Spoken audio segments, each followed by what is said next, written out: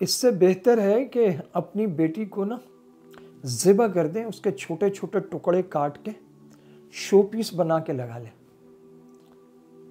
کنویں میں پھینک دیں بیٹی کو، یہ زیادہ بہتر ہے بجائے اس کے کہ تکلیف کی اس بھٹی سے گزاریں جس سے بیٹیاں اس وقت گزرتی ہیں جب ان کے رشتوں میں سے ہی چھان پھٹک نہیں کرتے اور جلدی میں رشتہ کر دیتے ہیں کہ جی جاننے والے ہیں، جاننے والوں کے جاننے والے ہیں، دور کے رشتہ دار ہیں، ان کا بیٹا مجھے آسٹریلیا میں ملا تھا، بڑا اچھا ہے۔ آج تقریباً ہر شخص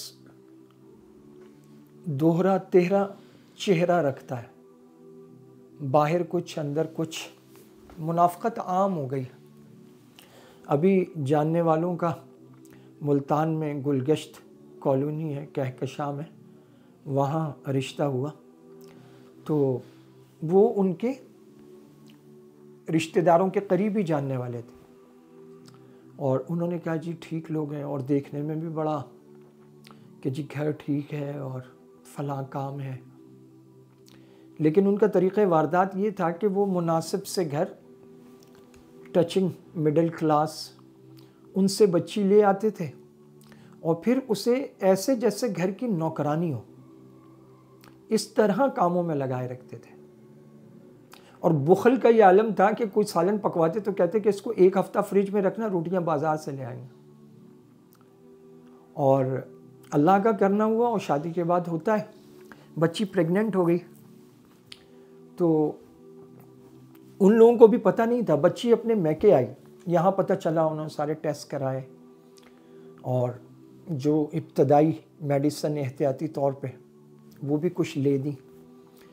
جب وہ بچی 2-3 ہفتے مہینہ رہ کے واپس گئی اور انہیں اندازہ ہوا تو ان کی جو ساس صاحبہ تھیں انہوں نے وہ پریگننسی ختم کرنے والی ادویات اپنے سامنے بٹھا کے کھلانا شروع کی، بطور خاص بلاتی تھی کہ یہ کھاؤ۔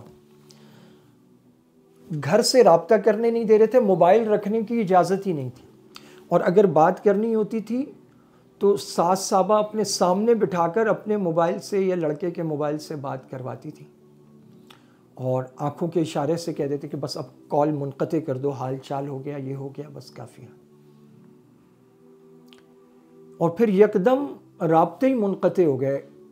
لڑکی کے گھر والے کراچی میں تھے، وہ لوگ ملتان میں گلگشت میں تھے، تو پھر کوئی 1-1.5 ہفتے بعد رابطہ ہوا تو کہا بچی سے، انہوں نے کہا جی ہمارے سارے موبائل فون ہی خراب ہو گئے تھے اور بس وہ نہیں ہو پا رہا تھا رابطہ، کراتے ہیں بات۔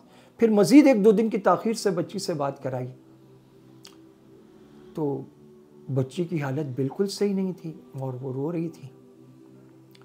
تو انہوں نے پوچھا تو آخر کار اس نے کہا کہ جی انہوں نے میرے ساتھ جو ہے وہ کوئی آپریشن وغیرہ کرایا اور میری حالت صحیح نہیں ہے۔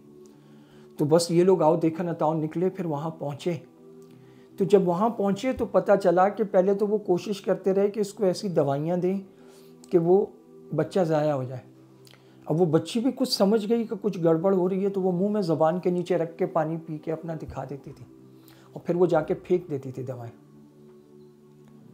تو اب وہ جب معاملہ آگے بڑھا، یہ لوگ کہیں لے کر گئے، انہوں نے کو ٹیسٹ کرایا تو انہیں اندازہ ہوا کہ یہ تو معاملہ گڑبڑ ہو گیا۔ تو کسی عطائی خاتون نرس جو کسی ہاسپٹل میں کام کرتی ہیں اور پارٹ ٹائم یہ ناجائز کام کرتی ہیں گھروں میں جا کر، تو وہ اس نے گھر آ کر یہ آپریشن کیا۔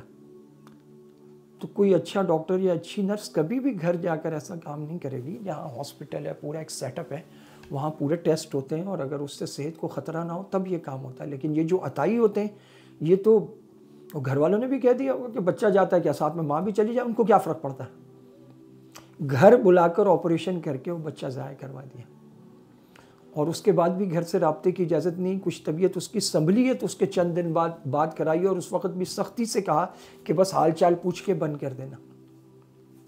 یہ تو اللہ کا کرنا ہوا کہ گھر والوں کو پتہ چل گیا، وہ بھانپ گئے، پھر بات کچھ سن لی۔ اب جب وہاں پہنچے تو وہ سرے سے مکر گئے، منکر ہو گئے۔ وہ انہوں نے کہا جی یہ تو ہم نے ٹیسٹ کرایا تھا اور اس ٹیسٹ میں یہ آیا تھا کہ بچہ پیٹ میں مر چکا ہے یا وہ خطرناک زہر پھیل رہا ہے، تو ہم نے تو بچی کی جان بچانے کے لیے یہ کرا۔ انہوں نے کہا پھر وہ ٹیسٹ دکھا دو، آپ نے کو ٹیسٹ کرایا ہوگا نا، اس کی کوئی رپورٹ ہوگی، کسی ڈاکٹر کے پاس گئے ہوں گے تو ڈاکٹر نے جو لکھا ہے وہ بھی دکھا دیں، جو ٹیسٹ میں ہے وہ بھی دکھا دیں۔ کچھ بھی نہیں۔ انہوں نے پھر کوشش کی کہ ان کے خلاف تھانے میں پرچہ کرائیں، نہیں ہو سکا۔ S P D S P تک انویسٹیگیشن، پتہ نہیں کہاں کہاں تک بات چلی گئی۔ تو ان کا کوئی کاروبار ایسا تھا جس سے ان کے بڑی شخصیات سے رابطے ہیں جو دنیا میں اثر رسوخ والی ہیں، انہوں نے فون کرائے۔ 3 سے 4 دن ملتان میں یہ لوگ کھجل ہوتے رہے، ان کے خلاف کوئی پرچہ تک نہیں کرا سکے۔ میڈیکل بنوانے کی کوشش کی، انہوں نے کہا ایف آئی آر لاؤ گے پھر میڈیکل بنے گا۔ ایف آئی آر کرانے گئے، وہ کہہ رہے میڈیکل لاؤ پہلے، نہیں ہو سکا۔ وہ پھر اور کچھ شخصیات کو بیچ میں ڈالا، کوئی انویسٹیگیشن ایس پی تک گئے، وہ معاملات اتنے خراب ہو گئے۔ پھر جب وہ پرچہ ہونے کے قریب ہوا تو وہ لوگ میدان میں آگے اپنا وکیل لے کر، انہوں نے کہا جی آپ بھی کیس لڑیں گے، ہم بھی لڑیں گے، ہم ہرجانہ دے دیتے ہیں، اور سب سے بڑی بات اہم چیز، ہم طلاق لکھ کے دے دیتے ہیں، ہم معاملہ ختم کر لیں ورنہ ہم تو لٹکا دیں گے، آپ خلا کے لیے لٹکتے رہو گے۔ اب یہ دوسرے شہر میں مسافرت میں بچی کی حالت ہی، اچھا کوئی ہاسپٹل بچی کو بھی نہ لے، انہیں کہے ایڈمٹ کر لو، کہہ رہے پولیس کیس ہے، ایڈمٹ نہیں کر رہے۔ بہت تکلیف کے عالم میں گزارا، اور آخر کار کیا ہوا کہ جی انہوں نے طلاق لکھ کے دے دی، اور انہوں نے سارا سامان اٹھایا، گاڑی میں ڈلوایا، سامان اور بچی لے کر آ گئے۔ آپ بتائیں یہ جو بچی جس تکلیف سے گزری، جس ذہنی کرب سے گزری، جس تکلیف سے یہ گزرے، اور ہمارے معاشرے کے حساب سے جو ایک داغ لگ گیا بچی پر، اس کا کوئی قصور ہے؟ اور وہ بچی ماں بننے جا رہی تھی، وہ ضائع ہو گیا سب۔ کس تکلیف سے وہ گزری ہوگی، اور ہمارے ہاں سینکڑوں نہیں ہزاروں بچیاں اس تکلیف سے گزر رہی ہیں۔ لڑکوں کو اپنے بڑے کام ہیں، والد صاحب کہتے ہیں جی وہ میرا جاننے والا ہے، وہ میرا وہاں سے جاننے والا ہے، چھان پھٹک نہیں کرتے۔ آج وہ دن چلا گیا کہ اگر باپ نیک ہے تو بیٹا نیک ہوگا، بھائی نیک ہے تو دوسرا بھائی نیک ہوگا، ماں نیک ہے تو بچہ نیک ہوگا، یا بچہ نیک ہے تو اس کے گھر والے ٹھیک ہوں گے۔ ہر شخص یہاں پر مختلف چہروں اور لبادوں اور بھیس میں ہے۔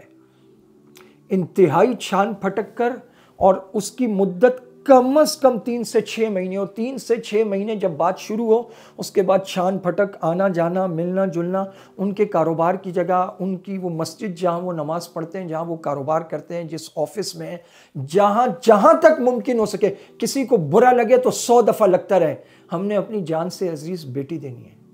اگر وہ صحیح ہیں تو ان کو کاہے کی تکلیف ہے؟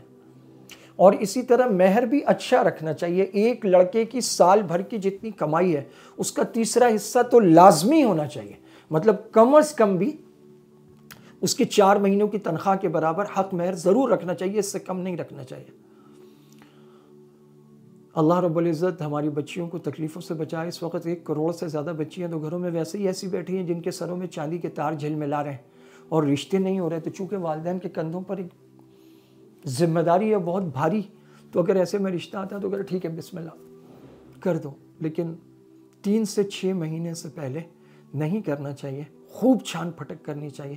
اللہ تعالیٰ ساری بچیوں کو اپنے گھروں میں سکھی رکھے، اور جن کے رشتے ہونے ہیں اللہ تعالیٰ جوڑ کے اچھے مناسب نیک رشتے عطا فرمائے۔ وآخر دعوانا ان الحمد للہ رب العالمین۔